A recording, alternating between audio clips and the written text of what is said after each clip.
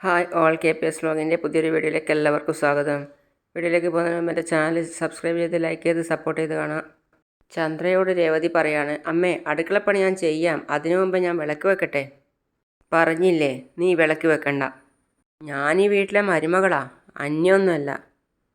നീ ഈ വീട്ടിലെ മരുമകളല്ല, ഞാൻ അങ്ങനെ കാണുന്നില്ല. എനിക്കൊരു മരുമകളേ ഉള്ളൂ, അത് ശ്രുതിയാ. അവൾ വിളക്ക് വെക്കും, നീ വെക്കേണ്ട കാര്യമൊന്നുമില്ല. അമ്മേ അവൾ എണീക്കാൻ ലേറ്റാവും, ഇനി എപ്പോൾ വന്നിട്ട് വിളക്ക് വെക്കാനാ? അയ്യടാ, അവൾ നിന്നെപ്പോലെയൊന്നുമല്ല, ഒരു പാർലറിൻ്റെ ഓണറാ. രാവിലെ എഴുന്നേറ്റ് കുളിച്ച് റെഡിയാവും അവൾ. ജോലിക്ക് പോകണമല്ലോ അവൾക്ക്. അപ്പോഴാണ് ടവലും ചുമലിലിട്ടിട്ട് പല്ലും തേച്ചുകൊണ്ട് ബ്രഷും വായിലിട്ട് പല്ല് തേച്ചുകൊണ്ട് വരുന്നത് ശ്രുതി. അപ്പോൾ രേവതിക്ക് ചിരിയാണ് വന്നത് അവളെ കണ്ടിട്ട്. അവൾ ചിരിച്ചുകൊണ്ടിരിക്കുകയാണ്. അന്നേരം രേവതി ചോദിക്കുന്നു, കളിയാക്കി അതായത് ചന്ദ്ര ചോദിക്കുന്നു, കളിയാക്കി ചിരിക്കണോ നീ? അമ്മ അങ്ങോട്ട് നോക്ക്. അങ്ങോട്ട് നോക്കിയ ചന്ദ്ര ഞെട്ടിപ്പോയി. അതായത് ശ്രുതി പല്ല് തേക്കുകയാണ്, കുളിച്ചിട്ടില്ല, ഒന്നും ചെയ്തിട്ടില്ല. പലരും വിളക്ക് വെക്കാൻ വരുന്നത് പല്ല് തേച്ചുകൊണ്ടാണല്ലോ അമ്മേ. അവൾ ഇങ്ങോട്ടേക്ക് വന്നിട്ട് പറയാണ്, ഹായ് ആൻറ്റി. ഹായ്. ചന്ദ്ര വല്ലാതെയായി. അപ്പോൾ രേവതി ചോദിക്കുകയാണ്, അവൾ വിളക്ക് വെക്കണമെങ്കിൽ നട്ടുച്ച കഴിയും, അപ്പോൾ എനിക്ക് വിളക്ക് വെക്കാലോ അല്ലേ അമ്മേ? പിന്നെ സന്തോഷത്തോടെ രേവതി വിളക്ക് വെക്കാൻ വേണ്ടി പോയി. ചന്ദ്രയ്ക്ക് ഒന്നും പറയാൻ വേണ്ടി പറ്റാത്ത അവസ്ഥയിലായി. ഈ ശ്രുതി എന്താ ഇങ്ങനെ? രേവതി മെട്രോ ട്രെയിൻ പോലെ സ്പീഡിലാണ് പോകുന്നത്, ശ്രുതി ആണെങ്കിൽ ലോക്കൽ ട്രെയിൻ പോലെ മെല്ലെയും. ഇങ്ങനെ പോയാൽ ശ്രുതിക്ക് മുന്നിൽ രേവതി പ്രസവിക്കും. ഈശ്വര. രേവതി വിളക്ക് വെച്ച് പ്രാർത്ഥനയൊക്കെ കഴിഞ്ഞ് വന്നു. പിന്നെ കാണിക്കുന്നത്, അതായത് സച്ചി നല്ല ഉറക്കിലാണുള്ളത്, ഉറക്കിൽ സ്വപ്നത്തിലാണുള്ളത്. അപ്പോൾ സ്വപ്നത്തിൽ കാണുന്നതെന്ന് പറഞ്ഞാൽ രേവതിയെ പ്രസവിക്കാൻ വേണ്ടിയിട്ട് ലേബർ റൂമിലേക്ക് കയറ്റിക്കൊണ്ട് പോകുന്നതാണ്. പേടിക്കണ്ട മോളെ, ഹോസ്പിറ്റലിൽ ഇത് എന്ന് പറയുന്നത് അവന്. അപ്പോൾ സിസ്റ്റർമാർ പറയുന്നത്, പേടിക്കണ്ട, നിങ്ങളിനി പുറത്തു നിന്നോ എന്ന് പറയാണ്. അവളെ അങ്ങ് ലേബർ റൂമിൽ കയറ്റിയതിൻ്റെ ശേഷം പിന്നെ സച്ചി ഒരു വല്ലാത്ത രീതിയിൽ പുറത്ത് നിൽക്കുകയാണ് വിഷമത്തോടെ. കൺഗ്രാറ്റ്സ്, നിങ്ങളൊരച്ഛനായി, ഒരു സിസ്റ്റർ വന്നിട്ട് പറയാണ്. സച്ചി നോക്കുമ്പോൾ കാണുന്നത് ലേബർ റൂമിൻ്റെ വാതിൽ തുറന്നിട്ട് 2 സിസ്റ്റർമാർ 2 കുട്ടീനെയും കൂട്ടിയിട്ട് വരികയാണ്. ഇതെന്താ 2 കുഞ്ഞുങ്ങളോ? 2 അല്ല. പിന്നെ എന്ന് പറയുമ്പോഴേക്കും ഒരു സിസ്റ്റർ ഒന്നുകൂടി എടുത്തിട്ട് വരികയാണ് കുട്ടീനെ. 3 കുഞ്ഞുങ്ങളോ എന്ന് പറയുമ്പോഴതാ സിസ്റ്റർമാർ ചിരിക്കുന്നു. അടുത്ത സിസ്റ്റർ വീണ്ടും ലേബർ റൂമിൻ്റെ കതക് തുറന്നിട്ട് വീണ്ടും ഒരു കുട്ടിയെയും കൂടി കൊണ്ടുവരികയാണ്. അപ്പോൾ സച്ചി ഞെട്ടലോടെ നിൽക്കുകയാണ്. ഇതെന്താ? സച്ചി ഒരു കൈ തലയിൽ ഒരു കൈ ബാക്കിലും വെച്ചിട്ട് പറയാണ്, അയ്യോ ഇതെന്താ 4? അപ്പോൾ സിസ്റ്റർ കൊടുക്കും പറഞ്ഞു, വേണ്ട. 2 കൈ കൊണ്ട് വിലക്കിയിട്ട് പറയാണ്, വേണ്ട, എനിക്ക് വേണ്ട, 4 കുഞ്ഞുങ്ങളെ എനിക്ക് വേണ്ട 4 കുഞ്ഞുങ്ങളെ. എനിക്ക് കുറേ കടങ്ങളുണ്ട്, കാറിൻ്റെ ഡ്യൂ അടക്കണം, കടം കൊടുക്കണം, ഓട്ടോ ആണെങ്കിൽ കുറവ്, വേണ്ട വേണ്ട വേണ്ട, എനിക്ക് 4 കുട്ടികളെ വേണ്ട, അയ്യോ വേണ്ടേ എന്ന് പറഞ്ഞ് കട്ടിൽ നിന്ന് പിടക്കുകയാണ്. കൈ കൊണ്ട് വിലക്കിയിട്ട് പറയാണ്, വേണ്ടേ വേണ്ടേ, എനിക്ക് 4 കുട്ടികളെ വേണ്ടേ, മതി, എനിക്ക് നിറയെ കടമുണ്ടേ, എനിക്ക് 4 കുട്ടികൾ വേണ്ടേ. അവൻ കട്ടിൽ കിടന്ന് നിലവിളിച്ച് കരയാണ്, എനിക്ക് 4 കുട്ടികൾ വേണ്ടേ, എനിക്ക് 1 കുട്ടി മതിയേ, എനിക്ക് നിറയെ കടമുണ്ടേ, അയ്യോ വേണ്ട, എനിക്ക് 1 കുട്ടി മതി. അതായത് അച്ഛൻ അതുവഴി പോകുമ്പോൾ ശ്രദ്ധിക്കുകയാണ് അവൻ പറയുന്നത് കേട്ടിട്ട്. രേവതി മുകളിലേക്ക് കയറി വരികയാണ്. 2 പേരും സ്തംഭിച്ച് നിൽക്കുകയാണ് സച്ചിയുടെ സംസാരം കേട്ടിട്ട്. എനിക്ക് നിറയെ കടമുണ്ടെന്നേ, എനിക്ക് 1 കുട്ടി മതിയേ. അപ്പോൾ അച്ഛനും രേവതിയും അവൻ്റെ അടുത്തേക്ക് പോവുകയാണ് അവൻ്റെ സംസാരം കേട്ടിട്ട്. 4 വേണ്ട 4 കുട്ടികൾ വേണ്ട, എനിക്കൊന്ന് മതിയേ. അച്ഛനും രേവതിയും വന്നിട്ട് കേൾക്കുകയാണ് അവൻ പറയുന്നത്. അവൻ പറയാണ്, അയ്യോ എനിക്ക് ഒരുപാട് കടമുണ്ടേ, എനിക്ക് കാറിൻ്റെ ഡ്യൂ അടക്കാനുണ്ട്, എനിക്ക് 1 കുട്ടി മതിയേ, 1 കുട്ടി മതിയേ, എനിക്ക് കടമുണ്ടേ. അച്ഛൻ വിളിക്കുകയാണ്, സച്ചി, എടാ സച്ചി. അപ്പോൾ രേവതി ചോദിക്കുകയാണ്, എന്താ സച്ചിയേട്ടന് പറ്റിയത്, എന്തിനാ ഞാൻ നിലവിളിക്കുന്നത്? ഒന്ന് മതിയേ, അയ്യോ ഒന്ന് മതിയേ, അറിയാതെ പറ്റിപ്പോയ ഒരു അബദ്ധമാണ്, ഞാൻ ഇനി ഇത് ആവർത്തിക്കില്ലേ എന്നൊക്കെ പറഞ്ഞിട്ടാണ് കരയുന്നത്. ക്ഷമിച്ചേക്ക്, എനിക്കൊന്ന് മതി. അപ്പം രേവതിക്ക് കാര്യം മനസ്സിലായി. രേവതി ചിരിക്കുകയാണ്. രേവതി മോള് അവനെ വിളിച്ചുണർത്ത്. സച്ചിയേട്ടാ എഴുന്നേൽക്ക്. എന്താ സച്ചിയേട്ടാ എഴുന്നേൽക്ക്. അയ്യോ എന്നെ ഇവിടെ ഇടങ്ങാറാക്കല്ലേ, എനിക്കൊന്ന് മതിയേ. എന്താ ഇത് സച്ചിയേട്ടാ? അവൻ അത് തന്നെ ആവർത്തിച്ച് പറയാണ്. അപ്പോൾ അവൾ വിളിച്ച് എണീപ്പിക്കുകയാണ്. പിന്നെ അവൾ കുറച്ച് കനത്തി പറഞ്ഞു, സച്ചിയേട്ടാ എണീച്ചേ. എടാ. അപ്പോഴാണ് അവൻ എണീറ്റത്. കണ്ണ് തുറന്ന് നോക്കിയിട്ട് വിളിക്കുകയാണ്, അച്ഛാ. ആരോടാ നീ 1 മതി 4 വേണ്ട എന്നൊക്കെ പറയുന്നേ? ആരാ എനിക്ക് 4 തന്നേ? എന്താ എനിക്ക് 4 തന്നേ? അച്ഛൻ ഇപ്പോൾ ഹോസ്പിറ്റൽ വന്നേ. ഹോസ്പിറ്റലോ? അച്ഛാ ഇവൾ 4 തന്നു. ഇതെന്താ മോളെ ഇത്? അപ്പോൾ രേവതി ചോദിക്കുകയാണ്, എന്താ നിങ്ങൾക്ക് പറ്റിയത്? നിന്നെ എപ്പോൾ ഡിസ്ചാർജ് ചെയ്തേ? നമുക്ക് വീട്ടിൽ പോകണ്ടേ? നമ്മൾ വീട്ടിലാണ് ഉള്ളത്. അയ്യോ അച്ഛാ, രേവതി പ്രസവിച്ചു. ഒരു പ്രസവത്തിൽ 4 കുട്ടികൾ. രേവതി അച്ഛനും ചിരിക്കുകയാണ്. അപ്പോൾ അവൻ വീണ്ടും ചോദിക്കുകയാണ്, എവിടെ കുട്ടികളെവിടെ? ഇപ്പോഴാ അച്ഛൻ ചോദിക്കുന്നത്. സ്വപ്നം കണ്ടു അല്ലേ? രേവതി ചിരിക്കുകയാണ് അത് കേട്ടിട്ട്. അപ്പോൾ അവൻ പറയാണ്, സ്വപ്നമായിരുന്നു അല്ലേ? നല്ല സ്വപ്നം. നല്ല സ്വപ്നം തന്നെയാണ് നീ കണ്ടത്. നല്ല സ്വപ്നമോ അച്ഛാ? 1, 2 ഒന്നുമല്ല, 4 കുട്ടികളാണ് പിറന്നത്. ഞെട്ടിപ്പോയി ഞാൻ. എടാ നിനക്കിന്ന് ജോലിക്കൊന്നും പോകണ്ടേ? സമയം ലേറ്റായി, ജോലിക്ക് പോകണം. എഴുന്നേറ്റ് ഭക്ഷണം കഴിച്ച് കുളിച്ച് ഫ്രഷായി വന്ന് ഭക്ഷണം കഴിച്ച് ജോലിക്ക് പോകാൻ നോക്ക്. എഴുന്നേൽക്ക് ചെല്ല് എന്ന് പറഞ്ഞ അച്ഛൻ പോയി. പിന്നെ സച്ചി ചമ്മിയ മുഖത്തോടെ രേവതിയെ നോക്കുക. പിന്നെ രേവതിയെ ഫേസ് ചെയ്യാൻ പറ്റാതെ അവൻ ഓടി കുളിമുറിയിലേക്ക് ബാത്റൂമിലേക്ക് പോവാണ്. അത് രേവതി ഇന്നലെ തെറ്റ് പറ്റിപ്പോയി. അറിയാതെ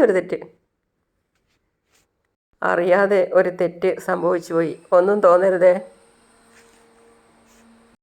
ഇനി തെറ്റ് ചെയ്യാതിരിക്കാൻ നോക്കാം. അവൻ പിന്നെ ചമ്മലോടെ കുളിക്കാൻ വേണ്ടി പോയി. പിന്നെ അവൾ അളമാരി തുറന്ന് അവൾക്ക് ഇഷ്ടപ്പെട്ട നല്ല ഡ്രസ്സ് എടുത്തിട്ട് അവനിക്ക് മാറ്റാൻ വേണ്ടി ബെഡിൽ വെച്ച് കൊടുത്തു. രേവതി പിന്നെ പരിസരം മറന്ന മാതിരി സന്തോഷത്തോടെ ചിരിച്ചുകൊണ്ട് താഴേക്ക് ഇറങ്ങി വരികയാണ്. അവളുടെ ആ സന്തോഷവും ചിരിയും ഒക്കെ കണ്ടിട്ട് ചന്ദ്ര അത്ഭുതപ്പെടുകയാണ്. എൻ്റെ ചന്ദ്ര പറയാണ്, ഇതെന്താ ഇവളെന്താ ഇങ്ങനെ കല്യാണ പെണ്ണ് തലേന്ന് ബെഡ്റൂമിൽ നിന്ന് ഇറങ്ങി വരുന്നത് മാതിരി? രേവതി പറയാമ്മേ. സമയത്തിനായി നോക്ക്. 9 ആകാൻ പോകുന്നു. അതെനിക്കറിയാം. നീ എന്താ വിചാരിച്ചേ? എനിക്ക് കണ്ണ് കാണാൻ മേലാത്തതുകൊണ്ട് സമയം നിന്നോട് ചോദിച്ചതെന്നോ? അവളുടെ ചിരിയും ആ കൊഞ്ചിക്കുഴലും കണ്ടിട്ട് വീണ്ടും ചന്ദ്രയെ ചോദിക്കുകയാണ്, സമയം ഇത്രയായിട്ടും ചായ കൊണ്ടുവന്നില്ലല്ലോ നീ? നിനക്കെന്താ ബോധമില്ലേ? അല്ല ഇങ്ങനെയൊക്കെ മതിയെന്ന് കരുതിയോ? അവൾ പരിസരം മറന്ന് ചിരിച്ചുകൊണ്ട് കളിക്കുകയാണ്. അപ്പോൾ ചന്ദ്ര ചോദിക്കുന്നു, ഞാൻ പറയുന്നതൊന്നും നീ കേൾക്കുന്നില്ലേ? ഏത് ലോകത്താ നീ? അവൾ വീണ്ടും ചിരിക്കുകയാണ്. അപ്പോൾ പറയാണ് ചന്ദ്ര, എന്താ നീ ഇങ്ങനെ ചിരിച്ചുകൊണ്ടിരിക്കുന്നത്? ചായ എവിടെ? ചായ വേണമല്ലേ? അമ്മ നിൽക്ക്, ഒരു 5 മിനിറ്റിനകം ഞാൻ ഉണ്ടാക്കിക്കൊണ്ട് വരാം. അവൾ ചായ ഉണ്ടാക്കാൻ പോയ ടൈമിൽ ചന്ദ്ര ചിന്തിക്കുകയാണ്, ഇവളുടെ മട്ടും ഭാവമൊക്കെ എന്താ ഇങ്ങനെ? എന്തോ വശപ്പിശകുണ്ടല്ലോ. ഞാൻ കരുതിയതുപോലെ എങ്ങാനും സംഭവിച്ചോ? സച്ചിയാണെങ്കിൽ ഇതുവരെ മുറിയിൽ നിന്ന് പുറത്ത് വന്നിട്ടുമില്ല. രേവതി ഈ ലോകത്തൊന്നുമല്ല. പക്ഷേങ്കിൽ ഗ്യാസ് കത്തിച്ച് ചായക്ക് വെച്ചിട്ടുണ്ട്. അവൾ ചായക്ക് വെച്ചിട്ട് മറ്റുള്ള കാര്യങ്ങളൊക്കെ ചിന്തിക്കുകയാണ്. സച്ചി കെട്ടിപ്പിടിച്ചതും അതായത് അവളെ പരിചരിച്ചതും ഒക്കെ ചിന്തിക്കുകയാണ്. പിന്നെ അവൻ 2 കൈ കൊണ്ടും കവിളിൽ ചേർത്ത് പിടിച്ച് ഉമ്മ വെച്ചതൊക്കെ ചിന്തിക്കുക. സച്ചി പിന്നെ കണ്ണാടിയിൽ നോക്കിയിട്ട് ചിന്തിക്കുന്നതാണ് കാണിക്കുന്നത്. അതായത് പറഞ്ഞാൽ ഓരോരോ കുഞ്ഞുങ്ങളെ പൊതിഞ്ഞിട്ട് കൊണ്ടുവരുന്ന രംഗമാണ് അവൻ ചിന്തിക്കുന്നത്. 2 കുഞ്ഞുങ്ങളോ? 2 അല്ല, പിന്നെ 3 കുഞ്ഞുങ്ങളോ? 4 കുഞ്ഞുങ്ങളോ? അവൻ ചമ്മലോടെ കണക്ക് കൂട്ടി അവിടെ വന്നിട്ട്. രേവതിയുടെ ചായ തിളക്കുന്നുണ്ട്. പഞ്ചസാര കൺട്രോളില്ലാതെ ഇടുന്നുണ്ട്. ആവശ്യത്തിലധികം പഞ്ചസാര ചേർത്ത് ചായ ഒഴിച്ച്. ചന്ദ്ര ടെൻഷനല്ല ഉള്ളത്. അത് നടന്നിരിക്കുമോ? അതെങ്ങനെ അറിയും? എന്താ സംഭവിച്ചേ? ചന്ദ്ര അങ്ങോട്ടും ഇങ്ങോട്ടും ഓടുകയാണ്. അപ്പോൾ ഇടയ്ക്ക് അച്ഛൻ വന്നിട്ട് ചോദിക്കുകയാണ്, എന്തു പറ്റി? എന്താ ചന്ദ്ര നീ അങ്ങോട്ടും ഇങ്ങോട്ടും പോകുന്നേ? കൂടെ ഒറ്റയ്ക്ക് നിന്ന് പെറുവിറുക്കുന്നുണ്ടല്ലോ. ശരീരത്തിന് വല്ല വാതയും കയറിയോ? അതേ കയറി. മന്ത്രവാദിയെ വിളിച്ചുകൊണ്ട് വന്ന് ഒഴിപ്പിക്ക്. ഞാൻ ആകെ കുഴപ്പത്തിലാണ്. ചുമ്മാ ഓരോന്ന് പറഞ്ഞ് എന്നെ ഇളക്കല്ലേ. കുഴപ്പമോ? എന്തോന്ന് കുഴപ്പമോ? കണ്ടില്ലേ, അവൾ കോഫി കൊണ്ടുവരുന്ന സമയം കണ്ടില്ലേ? അതാണോ കുഴപ്പം എന്ന് പറഞ്ഞ് അച്ഛൻ ഒരു ഗ്ലാസ് കോഫി എടുത്ത് അതിനുശേഷം ചന്ദ്രയെ എടുക്കാൻ വേണ്ടി പോവുകയാണ്. എന്നിട്ട് ചന്ദ്ര പറയാണ്, കണ്ടില്ലേ അവൾ കൊണ്ടുവരുന്ന സമയം. അപ്പോൾ അച്ഛൻ പറയാണ്, നിനക്ക് തിരക്കുണ്ടെങ്കിൽ നിനക്ക് തന്നെ ഉണ്ടാക്കി കഴിച്ചൂടെ? അമ്മേ ദേഷ്യപ്പെടാതെ അമ്മേ, ഇതാ കോഫി കുടിക്ക്. കണ്ടോ ഇവളെ, ഉറങ്ങി എണീച്ച് വന്നത് മുതൽ 32 പല്ലും പുറത്തിട്ടിട്ട് ചിരിച്ചുകൊണ്ടേയിരിക്കുക. അച്ഛൻ, അവൾ ചിരിക്കുന്നതിന് നിനക്കെന്താ? അപ്പോഴേക്ക് ശ്രീകാന്ത് വന്നിട്ട്, ഗുഡ് മോർണിംഗ് അച്ഛാ. ഗുഡ് മോർണിംഗ് മോനെ. ചായ എടുത്തോ. എടാ നിനക്ക് രാവിലെ എണീച്ച് നടക്കാൻ പോകുമ്പോൾ ഇതിനെ കൂടി കൊണ്ടുപോയിക്കൂടെ? ചന്ദ്രയെ കാണിച്ചിട്ട് പറയാണ്. ഈ ശരീരം മാത്രമല്ല മനസ്സും ഒന്ന് ഫ്രഷ് ആവുമല്ലോ. ചന്ദ്ര ഒരു കവൾ കോഫി കുടിച്ചതിന് ശേഷം പറയാണ്, രേവതി, കോഫി വേണമെന്ന് പറഞ്ഞിട്ട് നീ പായസമാണോ കൊണ്ടുവന്നിട്ടുള്ളത്? അത് കോഫി തന്നെയാ അമ്മേ. അപ്പോഴാണ് ശ്രീകാന്തും അച്ഛനും കുടിച്ച് നോക്കുന്നത്. അച്ഛനും ശ്രീകാന്തും കുടിച്ച് കഴിഞ്ഞിട്ട് പരസ്പരം നോക്കുകയാണ്. അപ്പോൾ ചന്ദ്ര വീണ്ടും പറയാണ്, ഇത് കോഫിയാണോ? നീ പഞ്ചസാര പാത്രം മൊത്തം കാലിയാക്കിയോ? ശ്രീകാന്ത് പറയാൻ പോവാണ്, ഏട്ടത്തി കോഫി. അപ്പോൾ അച്ഛൻ അത് അവനെ മാറ്റി നിർത്തി ആക്കി. അപ്പോൾ അവന് മനസ്സിലായി കാര്യം, അവളോട് പറയണ്ട എന്നുള്ള കാര്യം. ശ്രീകാന്തേ ഇതിൽ പഞ്ചസാര കൂടുതലല്ലേ? ഏയ് കറക്റ്റാ അമ്മേ. നിനക്കെന്തോ കുഴപ്പമുണ്ട്. ഇത് തേൻ കുടിക്കുന്നത് പോലെയുണ്ട് അല്ലേ രവിയേട്ടാ? അപ്പം രവിയേട്ടനും പറയാണ് എനിക്ക് നല്ല അമൃതം കുടിക്കുന്നത് പോലെയാണ് തോന്നിയേ. രവതി ചിരിച്ചുകൊണ്ട് തന്നെ ഇരിക്കുകയാണ്. അപ്പോൾ അച്ഛൻ പറയാണ് ആ കോഫി അടിപൊളിയായിട്ട് സൂപ്പറായിട്ടുണ്ട് മോളെ. ശ്രീകാന്തും കൂട്ടിച്ചേർത്തു ആ കോഫി സൂപ്പറായിട്ടുണ്ട് എടുത്തി. നിങ്ങളുടെയൊക്കെ നാവ് ചത്തോ? ഇത് വായിൽ വെക്കാൻ കൊള്ളില്ല. കൊള്ളു കൊള്ളു ആ ശ്രീകാന്ത് കൊള്ളു കൊള്ളു അമ്മേ. അപ്പോൾ ഞാൻ കള്ളം പറയുന്നു എന്നാണോ നിങ്ങൾ കരുതിയിരിക്കുന്നത്? അതെ. നീ കരുതിക്കൂട്ടി പഞ്ചസാര എനിക്ക് മാത്രം കൂടുതൽ ഇട്ടുകൊണ്ട് വന്നതാണോ എന്നെ ഷുഗർ പേഷ്യൻ്റ് ആക്കാൻ? അപ്പോൾ അവൾ പറയാണ് ഞാൻ അങ്ങനെ ചെയ്യുമോ അമ്മേ? 3 പേർക്കും തന്നത് ഒരേ കോഫിയാണ്. ശ്രീകാന്ത് പറയാണ് ആ അമ്മേ ഈ കോഫിക്ക് ഒരു പ്രത്യേക തരം ടേസ്റ്റാണ്. കോഫിയും പായസവും ഒരുമിച്ച് കുടിക്കുന്നൊരു ഫീലിംഗ്. ആ കറക്റ്റാ, നീ പറഞ്ഞ ശരിയാ. ശ്രീകാന്ത് ഏടത്തി നമുക്കിതിന് പുതിയൊരു പേരിടാം, പായസ കോഫി. ആ മോനെ ആ നല്ല പേര്. അപ്പോൾ ചന്ദ്ര ചോദിക്കുകയാണ് ഞാനൊന്ന് ചോദിക്കട്ടെ, നിങ്ങൾക്കെന്താ തലക്ക് സുഖമില്ലേ? ശ്രുതിയും താഴേക്ക് ഇറങ്ങി വരികയാണ്. എന്നിട്ട് പറയാണ് ഞങ്ങൾക്കും കോഫി കിട്ടിയില്ല. കിട്ടാത്തത് നിങ്ങളുടെ ഭാഗ്യം മോളെ. ഇത് കുടിക്കണ്ട, നിങ്ങൾ ABC ജ്യൂസ് കുടിച്ചാൽ മതി. ഇവളിന്ന് ശരിയല്ല, എന്തോ പറ്റിയിട്ടുണ്ട്. രാവിലെ മുതൽ സ്വപ്നത്തിലെന്ന പോലെ ചുറ്റിത്തിരിഞ്ഞുകൊണ്ട് നടക്കുക. അപ്പോൾ അതിൻ്റെ ഇടയ്ക്ക് തന്നെ ശ്രുതി പോയിട്ട് 2 പേർക്ക് 2 കോഫി എടുത്തിട്ട് പോയി. ചന്ദ്ര നോക്കുമ്പം വീണ്ടും രേവതി ചിരിക്കുകയാണ്. അപ്പോൾ ചന്ദ്ര പറയാണ് ഇവളീ രോഗത്തൊന്നുമല്ല. അപ്പോഴാണ് മുകളിൽ നിന്നും സച്ചി ഓടി വരുന്നത്. അച്ഛാ അച്ഛാ അച്ഛാ എന്താടാ? എടാ നിൻ്റെ ഭാര്യ ഒരു കോഫി ഉണ്ടാക്കി തന്നു, അത് നീ കുടിച്ചിട്ട് നോക്ക്.